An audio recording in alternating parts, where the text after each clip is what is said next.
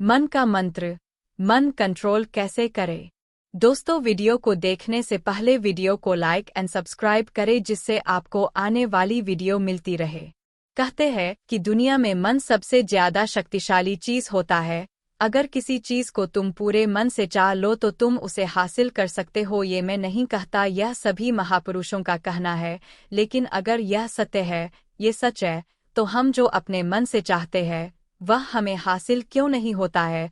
भाई, कोई भी इंसान अपने मन में तो दुख नहीं चाहेगा, लेकिन वो रहता तो दुखी है। हर इंसान अपने मन से तो कामयाब होना चाहता है, खूब पैसा कमाना चाहता है, लेकिन फिर भी वह कामयाब नहीं होता। भला ऐसा दुनिया में कौन इंसान होगा जो अपने मन में यह चाहेगा कि मैं नाकामयाब रहूं या मैं पैसा ना कमाऊं। सोचने की बात है।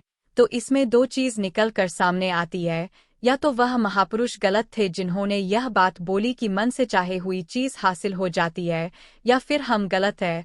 आज की पोस्ट में मैं जो कहानी बताने वाला हूं उसमें आपको एक ऐसा मंत्र मिलेगा। उसे समझने के बाद आपको एक ऐसा मंत्र का पता चलेगा जिससे आप यह समझ पाएंगे कि अपने मन से कोई भी चीज कैसे करवाई जाती है, मन में किसी भी बात का बीज कैसे बोया जाता है। यह इस कहानी से आपको अच्छी तरह से समझ में आ जाएगा और इससे आप यह भी समझ पाएंगे कि आकर्षण का नियम, लॉ ऑफ अट्रैक्शन, कैसे काम करता है। कहानी छोटी सी है लेकिन बहुत ही गहरी है। इस पोस्ट को पूरा लास्ट तक पढ़ना तो ही आप अच्छे से इस कहानी का पूरा लाभ ले पाएंगे। तो चलिए कहानी शुरू करता हूँ और समझते हैं कि मन का मंत्र, मैन कंट्रोल। एक बार की बात है, एक आदमी के जीवन में सिर्फ दुख ही दुख थे। वह जो भी काम करता उस बेचारे का वह काम पूरा ही नहीं होता। घर में आता तो घर में कलेश बना रहता, किसी से कोई मदद मांगता तो कोई उसकी मदद नहीं करता। ऐसा लगता था कि चारों तरफ से उसके ऊपर दुख का पहाड़ टूट पड़ा है। उसे समझ नहीं आ रहा था कि मैं इन दुखों से कैसे पार पाऊं। वह दिन रात यही सोचता रहता था कि अपने दुखों से छुटकारा कैसे पाना है। इसी कारण से वह रात में सो भी नहीं पाता था। उसकी आंखों के नीचे बड़े बड़े काले घेरे बन गए थे जो इस बात का प्रतीक थे कि वह आदमी कितना दुखी है और कितना चिंतित है। कभी कभी तो उसके मन में आत्महत्या करने के भी ख्याल आते थे, लेकिन अपने परिवार की चिंता करके वह यह कदम नहीं उठा पाता। वह इतना दुखी हो गया कि उसने निर्णय किया कि वह इन दुखों से छुटकारा पाकर ही रहेगा। इसके लिए चाहे उसे कितनी ही मेहनत करनी पड़े, कुछ भी करना पड़े, चाहे अंगारों पर चलना पड़े, लेकिन इन दुखों से छुटकारा हासिल करके रहेगा।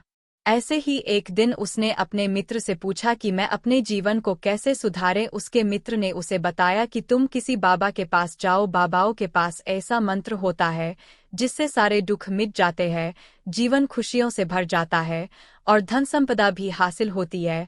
तुम किसी ऐसे बाबा को ढूंढ लो, बस तुम्हारा काम बन जाएगा। उस आदमी के मन में यह बात पूरी तरह से पक्की बैठ गई कि कोई बाबा ही मेरा दुख दूर कर सकता है, और इसीलिए उसे किसी भी बाबा के बारे में पता चलता तो वह उस बाबा के पास पहुंच जाता, उस बाबा को अपनी समस्या बताता और उससे उसका समाधान पूछता और कहता कि बाबा, मैं कुछ भी करने के लिए तैयार हूं, लेकिन मेरी इन समस्याओं से मुझे छुटकारा दिला दीजिए। आप जो कहेंगे मैं वह करूंगा, लेकिन मेरे जीवन को सुधार दीजिए। बाबा उसे कुछ टोने टोटके बताते थे करने के लिए और बदले में दान दक्षिणा ले लेते थे कि यह टोना टोटका करने के बाद तुम्हारे घर में सुख शांति बनी रहेगी। बस इस टोटके को पूरी विधि के साथ करना। वह आदमी घर लौटकर पूरी विधि के साथ टोने टोटके करने लगा, लेकिन बहुत टोने टोटके करने के बाद भी उसके जीवन में कुछ बदलाव नहीं आया। इसके विपरीत उसका जीवन और ज्यादा दुखी हो गया। जो भी बाबा उसे टोना टोटका देता था वह बदले में उससे दान दक्षिणा लेता था, जिससे उसका धन भी धीरे धीरे खत्म हो रहा था। इससे उसके जीवन में दुख और ज्यादा बढ़ गया। तब उसे लगा कि बाबाओं के पास जाने से तो मेरे जीवन में दुख कम होने की वजह बढ़ते ही जा रहे हैं, तो मुझे क्या करना चाहिए, बाबाओं के पास जाऊं या ना जाऊं। फिर एक दिन एक आदमी ने उसे बताया कि तुम अपने घर में किसी पंडित को बुलाकर हवन करवा लो। हवन होगा, घर शुद्ध हो जाएगा, कोई भी बुरी ऊर्जा होगी घर में तो वह घर से बाहर चली जाएगी। किसी पंडित को बुलाकर पूरे विधि विधान उसे मंत्र उच्चारण कराओ, हवन कराओ, जिससे घर में सुख शांति आए। उस आदमी के मन में यह बात बैठ गई और उसने एक पंडित को अपने घर पर बुलाकर हवन करवा दिया। हवन अच्छी तरह से संपन्न हुआ। बदले में पंडित ने भी अच्छी दान दक्षिणा ली और उसके बाद वह वहां से विदा हो गया। लेकिन कुछ दिनों के बाद उस आदमी को महसूस हुआ कि उसके जीवन में अभी भी कोई बदलाव नहीं आया है। अब वह आदमी पूरी तरह से दुखी हो गया और ज्यादा परेशान हो गया। अब तो उसे लगने लगा था कि मेरे जीवन में से दुख कभी खत्म ही नहीं होंगे, और यही सोच सोचकर उस आदमी का बुरा हाल हो गया था। फिर एक दिन उसे अपने मित्र से एक ऐसे बाबा के बारे में पता चला जो समाधान बताने के लिए कोई दान दक्षिणा नहीं लेता था। उस आदमी को लगा कि यह बाबा दूसरे बाबाओं की तरह नहीं हो सकता, क्योंकि यह तो दान दक्षिणा लेता ही नहीं, और अगर दान दक्षिणा नहीं लेता तो यह सच में कोई सिद्ध बाबा होगा। और यही सोचकर वह उस बाबा के पास पहुंच जाता है। जब वह आदमी वहां पर पहुंचता है तो वह बाबा ध्यान में बैठे हुए थे। यह देखकर वह आदमी वहीं पर चुपचाप बैठकर ध्यान से बाहर आने का उनका इंतजार करने लगा। थोड़ी देर बाद बाबा ने आंखें खोली तो सामने एक दुखी और परेशान युवक को बैठे देखा। उसकी आंखों के नीचे काले घेरे देखकर ही समझ गया कि यह आदमी अपने जीवन से कितना परेशान है। उसे संबोधित करते हुए बाबा ने पूछा कि बच्चा, क्या चाहते हो? बाबा के पास क्या लेने आए हो? उस आदमी ने कहा कि बाबा, मैं अपने जीवन से बहुत परेशान हूँ। मैंने इन दुखों को दूर करने के लिए बहुत सारे रास्ते अपनाए, हर वो तरकीब करके देखें जो किसी बाबा ने मुझे बताई, हर वो काम किया जो कोई भी इंसान ने मुझसे करने को कहा, लेकिन मेरे जीवन में दुखों में कोई कमी नहीं आई। बाबा, इसके विपरीत मेरे जीवन में दुखों में बढ़ोतरी हो गई है। मुझे समझ में नहीं आ रहा है कि मैं क्या करूं। कभी कभी तो मैं आत्महत्या करने की सोचता हूँ, लेकिन मैं अपने परिवार की सोचकर मैं यह कदम नहीं उठाता हूँ। मैंने आपके बारे में बहुत सुना है बाबा, और मैं बहुत उम्मीद के साथ आपके पास आया हूँ। कृपया करके मुझे कोई ऐसा मार्ग बताएं जिससे मुझे अपने दुखों से छुटकारा मिल जाए। मैं अपने दुखों से छुटकारा पाने के लिए कुछ भी करने को तैयार हूँ। आप मुझे कोई भी रास्ता बताएं, चाहे वह रास्ता कितना ही कठिन क्यों न हो, मैं उसको पार करके रहूंगा। बाबा ने महसूस किया कि आदमी तो सच में बहुत परेशान है। बाबा ने उसकी बात सुनकर कहा कि बच्चा, दुखों को दूर करने के लिए मंत्र ऐसे ही नहीं मिलते हैं। मंत्र पाने के लिए कुछ करना पड़ता है। तुम कुछ कर सकते हो। यह सुनकर पहले तो उस आदमी ने सोचा कि यह बाबा भी मुझसे दान दक्षिणा मांगेंगे, लेकिन और कोई रास्ता न पाकर उस आदमी ने कहा, बाबा, आपको जितना भी दान दक्षिणा चाहिए मैं देने के लिए तैयार हूँ, लेकिन आपका मंत्र सच्चा होना चाहिए, वह पूरा होना चाहिए, उसका फल मुझे मिलना चाहिए। उसके बाद मैं आपको जो भी दान दक्षिणा लेना चाहते हो मैं आपको दे दूंगा। बाबा ने कहा, दान दक्षिणा तो बहुत छोटी चीज है, मुझे वह नहीं चाहिए। इस पर वो आदमी सोच विचार करके बोला, तो बाबा, मैं अंगारों पर भी चलने के लिए तैयार हूँ, आप मुझे बस आज्ञा दीजिए। बाबा ने कहा कि अंगारों पर चलने वाली छोटी चीज मैं तुमसे नहीं कराने वाला हूँ। मैं जो तुमसे कराने वाला हूँ वह बहुत कठिन मंत्र है, उसे पूरा कर पाओगे? उसने कहा, बाबा, आप मुझे बताइए तो सही, मुझे करना क्या होगा? मैं कुछ भी करने के लिए तैयार हूँ। इस पर बाबा ने उसे कहा कि यहाँ से जब तुम अपने घर जाओ तो रास्ते में अपने मन में यह दोहराते जाना कि मैं सुखी हूँ, मैं सुखी हूँ, बार बार अपने मन में यही दोहराना, और याद रहे जुबान पर यह नहीं आना चाहिए, यह सिर्फ मन में दोहराना है। यह सुनकर वो आदमी बोला, बाबा, बस इतनी सी बात, यह तो मैं चुटकी बजाते कर लूंगा, लेकिन इससे होगा क्या? बाबा बोले कि इस मंत्र को करके तो देखो, वैसे भी तुमने इतने बाबाओं के मंत्र किए हैं तो इस मंत्र को भी करके देख लो। उस आदमी ने सोचा कि बाबा कुछ दान दक्षिणा तो ले नहीं रहे हैं, और छोटा सा मंत्र है, इसे तो मैं कर ही लूंगा।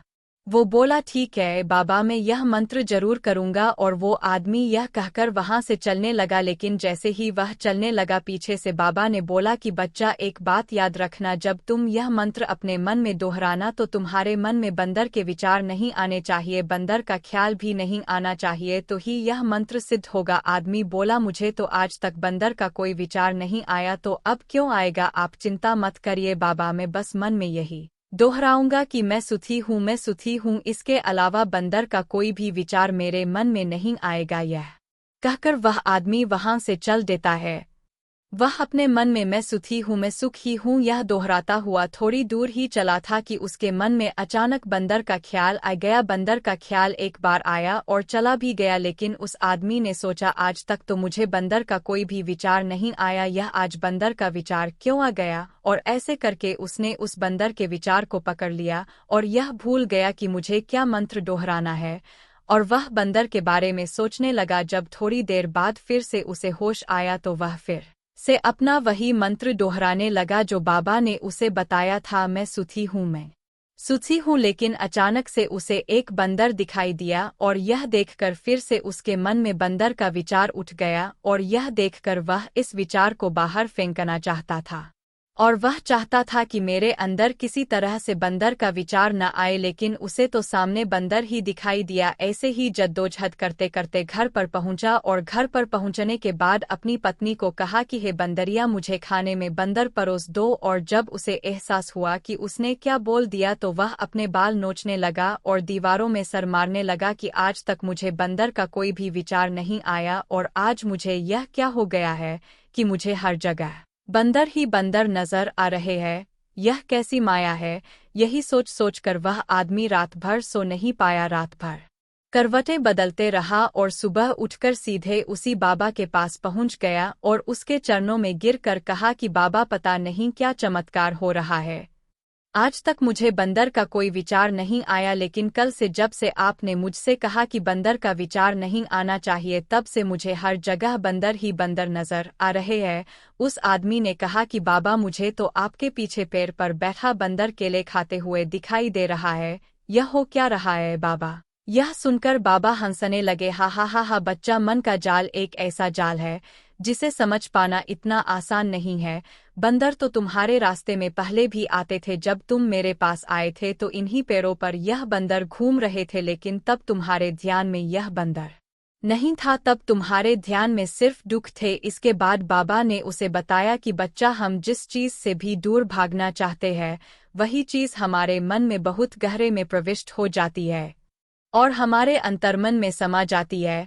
असल में हम जिस चीज से छुटकारा पाना चाहते हैं उससे छुटकारा इसीलिए पाना चाहते हैं कि वह हमारे साथ बहुत गहरे से जुड़ी हुई है, और हम जितना ही उससे छुटकारा पाना चाहते हैं वह उतनी ही गहरी हमारे मन में बैठती चली जाती है और आखिरकार हमारे अंतर्मन में छा जाती है।